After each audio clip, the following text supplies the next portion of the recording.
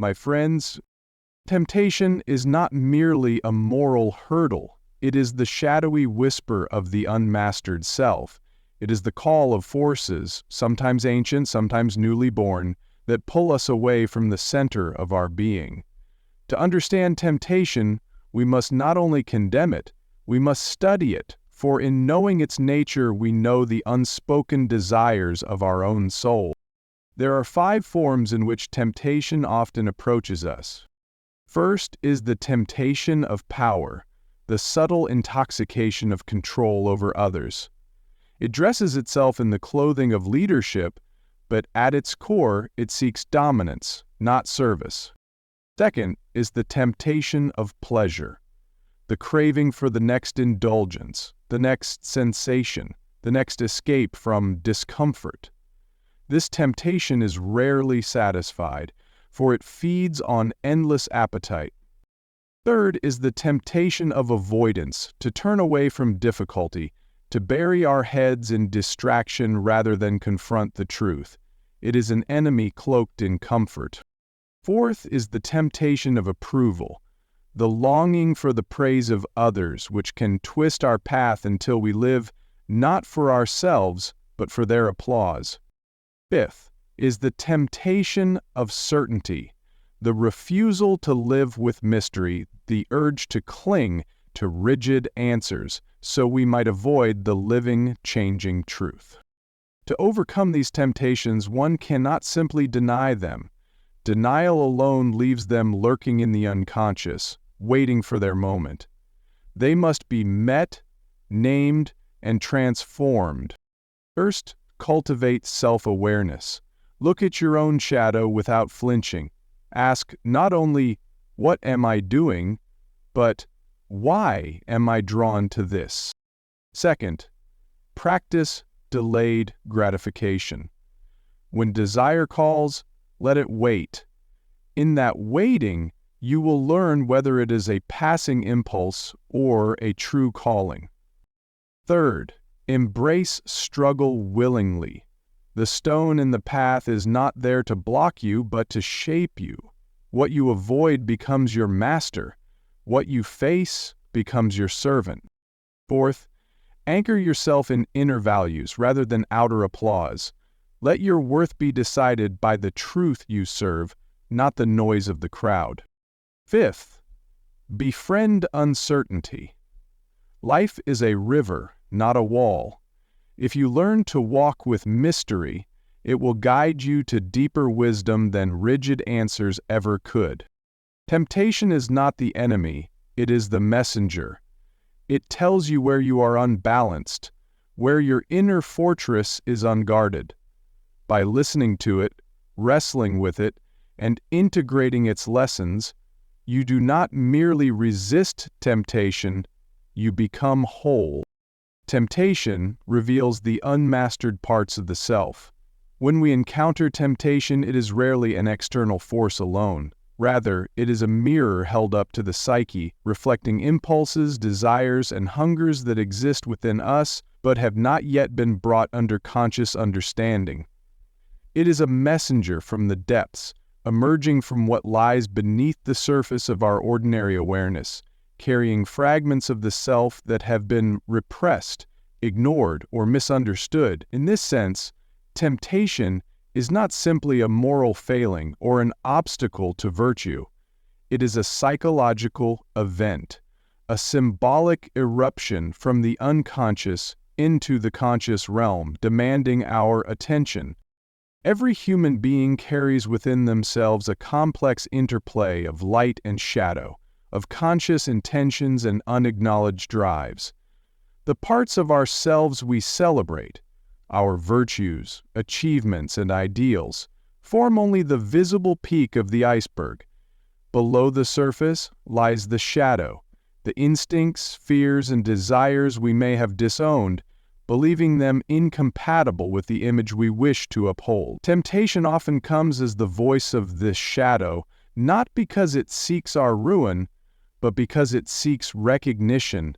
A temptation to power, for example, might be the shadow's way of revealing a deep-seated insecurity or a hunger for influence we have long denied. A temptation to pleasure might uncover the fact that we have been living under the tyranny of self-denial, cutting ourselves off from joy until it bursts forth in ungoverned ways. If we attempt to fight temptation by simply suppressing it, we risk strengthening its grip. The more fiercely we push away an aspect of ourselves, the more it retreats into the unconscious, gathering strength in the darkness. There, unexamined and unchecked, it waits for moments of weakness to break through the surface with even greater force. Thus, to treat temptation merely as an enemy is to misunderstand its function. It is a signpost pointing to an internal imbalance. It says, "Here is something within you that you have not yet mastered. Here is a hunger that has not yet been understood. Here is an energy that, if left untended, will control you from the shadows." The experience of temptation is also a confrontation with autonomy. We like to believe that we are fully in control of our choices, guided by our conscious will. Yet when temptation arises, we feel the pull of something else, something older, something deeper, that tugs us toward an action we might consciously reject. In this moment, we see the truth that the self is not a single unified will, but a chorus of voices. Some speak for our ideals, others speak for our instincts, still others speak for our hidden wounds. Temptation is the moment when one of these voices grows louder, challenging the dominance of the self-heat we try to maintain. To see temptation in this way requires a shift in perception. Instead of asking, "How do I eliminate this temptation?" we ask, "What part of me is speaking through this temptation?" This is not to justify giving in to it, but to recognize that its presence is not random. A man tempted toward dishonest gain might discover in himself not simply greed, but a buried sense of deprivation, rooted in early experiences of scarcity. A woman tempted to seek validation through the approval of others might uncover a neglected wound of worthlessness, carried silently for years. The form of the temptation is the symptom. The inner wound it points to is the cause. Temptation also has the peculiar quality of revealing the gap between who we think we are and who we actually are. We may believe ourselves immune to certain impulses, but when they appear, we are forced to confront the reality that those impulses live within us. This dissonance can be uncomfortable, even humiliating, for it strips away the mask of self-certainty. Yet this is precisely why temptation is such a powerful teacher. It reveals not only our hidden weaknesses, but also the illusions we have about ourselves. By bringing these illusions into the light, temptation offers us the opportunity to replace them with a more honest and integrated self-understanding.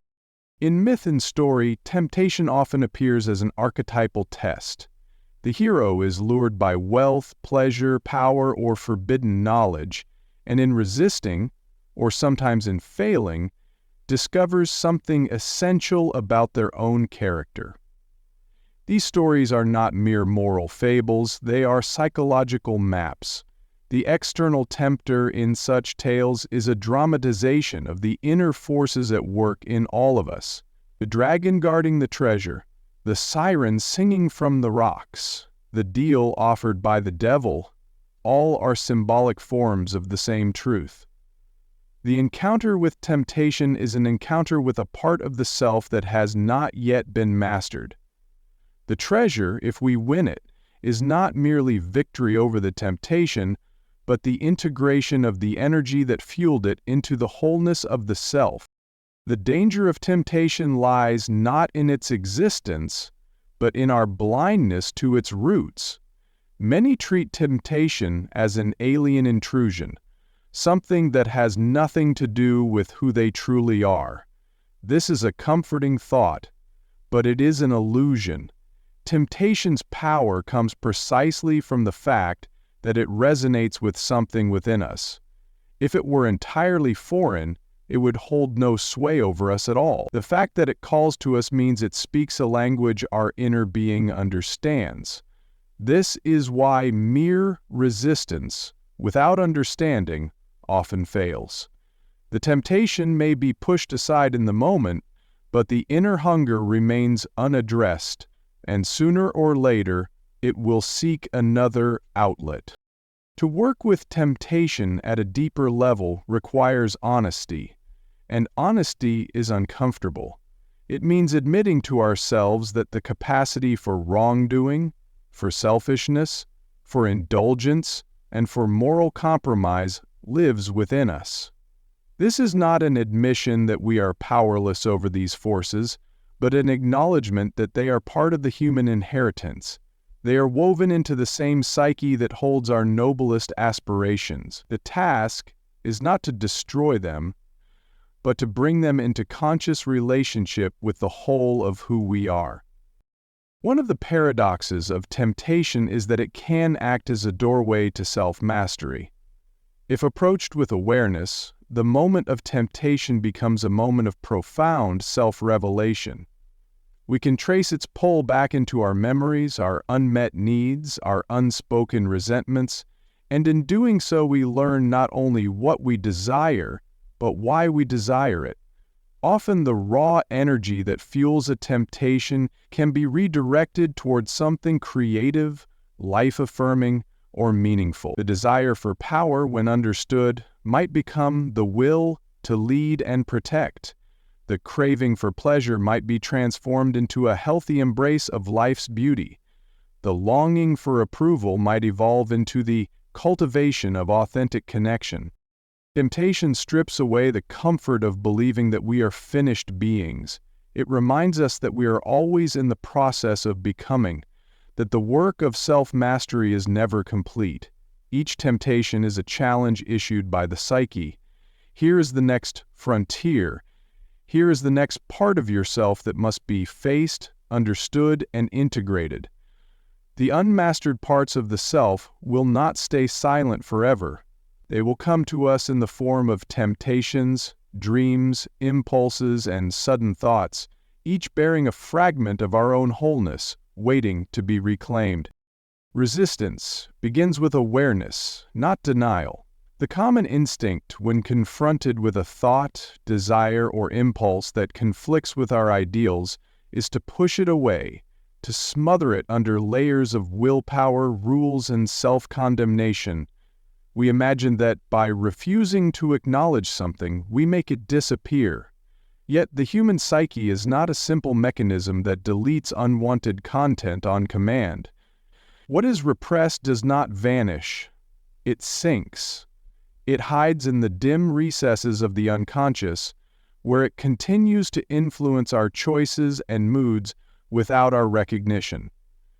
Denial blinds us to the reality of what is moving within us, leaving us vulnerable to being overtaken by it at moments when our guard is lowered.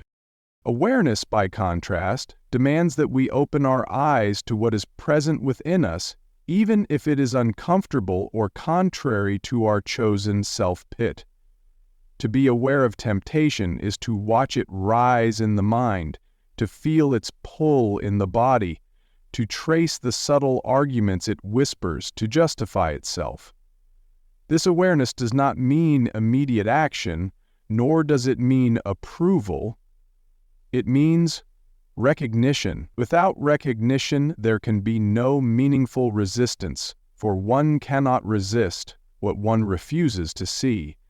The unseen impulse works in the dark, shaping thoughts and behaviors while we pretend it is not there. The act of becoming aware transforms the dynamic between ourselves and the temptation. Instead of being pulled along unconsciously, we place ourselves in the position of the observer. The impulse is no longer fused with our identity. It becomes something we can examine from a slight distance. This distance, small though it may be, creates a space in which choice becomes possible. When denial is our method, there is no space, only the battle to keep the door locked against what pounds from the other side. When awareness is our method, the door is opened and the visitor is seen for what it is. Sometimes this sight alone robs it of much of its power. It is important to understand that awareness is not passive. It is an active form of engagement. It requires attention, honesty, and patience. To hold awareness of an impulse without collapsing into it or fleeing from it is a discipline that must be cultivated. In the beginning, the mind will want to rush toward judgment, either to justify the temptation or to condemn oneself for having it at all. Both reactions are attempts to escape the raw experience of simply seeing the thing as it is. To stay with the experience, to let it show itself fully, is to learn its shape, its origins, and its triggers. When awareness is present, the layers of a temptation can be peeled back. What first appears as a surface desire often conceals something deeper, a hunger for security, for recognition, for relief from pain. By staying with the experience and observing it without immediate reaction, we can follow the thread into the deeper structure of the psyche where the temptation takes root. This is where resistance becomes truly effective because we are no longer fighting the symptom alone, we are addressing the need or wound from which the temptation springs. Consider a person who feels the sudden urge to lash out in anger. Denial might manifest as pretending the anger isn't there, speaking calmly while inwardly seething, or quickly shifting the mind towards something else to avoid discomfort. Yet the anger remains, and its energy will find another outlet, perhaps in passive aggression, resentment, or displacement onto an unrelated target. Awareness, however, would notice the rise of heat, the tightening of the chest, the flood of hostile thoughts. It would pause to recognize. This is anger. This is the impulse to harm with words. In doing so, the person now stands in a place where they can decide whether to act, speak, or let the impulse pass without expression. This same principle applies to subtler temptations. The temptation to seek approval can be observed as it stirs, noticed in the sudden self-consciousness when speaking, in the choice of words shaped to impress rather than to express truth. The temptation toward indulgence can be observed in the bodily sensations that precede the act, the stories the mind tells to justify just this once. In each case, awareness is the gateway to choice. Without it, we are carried along by currents we do not even realize we are swimming in. Denial, on the other hand, often masquerades as strength. We tell ourselves that we are above certain impulses because we do not consciously acknowledge them. This is a fragile form of strength, for it depends entirely on the absence of reminders. The moment something triggers the buried impulse, it surges forward, catching us off guard. Awareness, by contrast, accepts that these impulses are part of the human experience. It does not fear them, because it knows that the power to respond wisely lies in seeing them as they arise. Another crucial aspect of awareness is that it dissolves the illusion that we are identical to our passing desires. In denial, we resist seeing them because we fear that to acknowledge them is to admit they define us. But awareness shows us that an impulse is simply an event in the mind and body, not the whole of who we are. We can watch it come, watch it linger, and watch it fade. This impermanence is essential to understand, for it robs the temptation of its seeming inevitability. It is not an eternal condition. It is a momentary wave. The cultivation of awareness requires an environment in which the mind can observe itself without constant distraction. This is why stillness, reflection, and solitude have always been essential disciplines in the work of self-mastery. In the noise of daily life, the subtle rise of temptation can be drowned out until it is too late to respond with clarity. In quiet observation, the mind begins to notice patterns, the times of day when certain temptations appear, the emotions that precede them, the situations that trigger them. Over time, this noticing becomes quicker, more instinctive, and the space for choice grows larger. To rely on denial is to live in a state of tension, forever guarding against something unnamed that presses from within. It is exhausting because the battle is fought blindly. Awareness transforms the battle into a dialogue, even a negotiation.